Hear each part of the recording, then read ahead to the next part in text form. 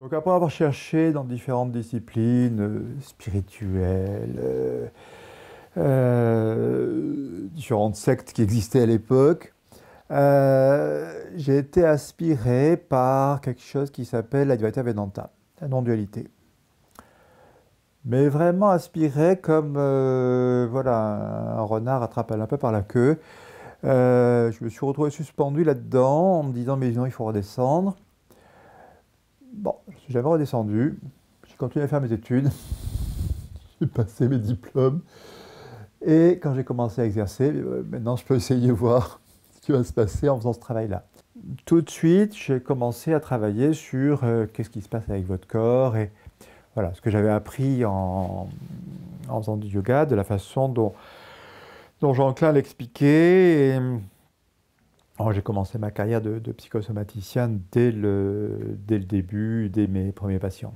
À cette époque-là, tout ce que savaient faire les médecins et les psychologues, c'est la relaxation.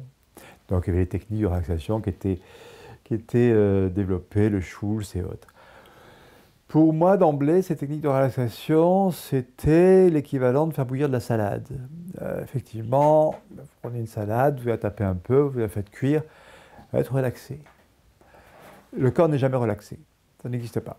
Il n'y a pas à relaxer. L'approche que Jean-Claude a eue et que je continue à, à développer, c'est une histoire très amusante qui a été écrite, conceptualisée par les Indiens il y a extrêmement longtemps, qui s'est traduite par certaines Upanishads.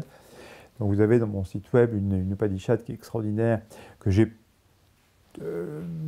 essayé d'interpréter pour le troisième millénaire, qui s'appelle Taittiriya Upanishad, et qui parle d'un corps subtil et qui explique comment le corps est fait de gaines, hein, comme n'importe quelle plante, n'importe quelle graine. Vous avez une enveloppe, vous avez effectivement des différentes structures qui vont se développer. Après, il y a les tuyaux qui vont...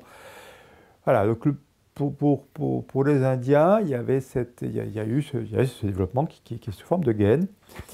La première étant de matière inerte, la deuxième étant d'énergie, la troisième étant d'action, liée aux organes d'action. Et liée aux organes d'action, nous avons le mental.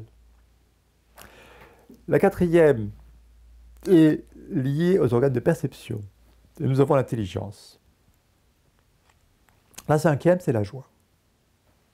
Le tout est à la conscience. Donc maintenant, si vous faites le lien avec ce que je racontais par rapport à la bohrie, la finalité humaine de se défendre, ben non. L'humain a la même finalité que les fleurs, que les roses, que les limaces, que les crocodiles, ils sont là pour contempler le soleil qui se lève, le soleil qui se couche. Donc le travail va consister essentiellement à revenir sur le présent.